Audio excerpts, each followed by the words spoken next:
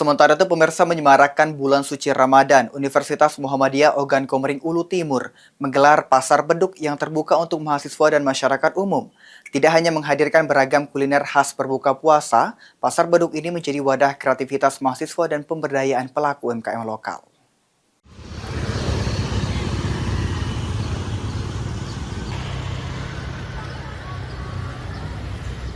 Puluhan stand berjajar rapi di halaman kampus Universitas Muhammadiyah Oku Timur menawarkan aneka takjil makanan tradisional hingga minuman segar khas Ramadan yang rata-rata hasil karya tangan mahasiswa Universitas Muhammadiyah Oku Timur. Pasar beduk yang digelar selama bulan Ramadan kali ini diikuti puluhan pelaku usaha yang tidak hanya mahasiswa namun juga masyarakat sekitar.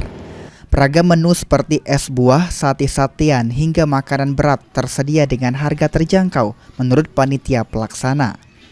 Kegiatan tersebut bertujuan untuk membangun semangat kebersamaan sekaligus mendukung pertumbuhan ekonomi kreatif di lingkungan kampus. Kami sebagai kampus kebetulan juga ada mata kuliah untuk mahasiswa yang untuk UMKM ini.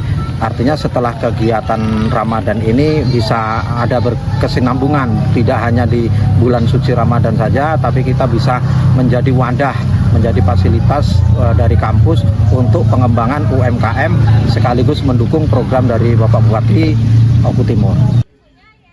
Banyak mahasiswa mengaku terbantu dengan adanya pasar beduk tersebut.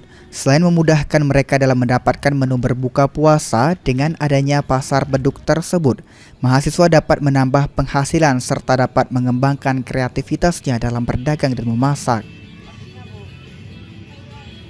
Pendapat saya sih menurut sangat bagus ya, karena di sini bisa para mahasiswa dan warga-warga sekitar itu dapat berjualan di sini dan untuk para mahasiswa itu selain mendapatkan pundi-pundi cuan, juga mereka bisa mengembangkan kreativitas mereka dalam berdagang dan UMKM mereka agar bisa lebih maju lagi dan terkenal lagi.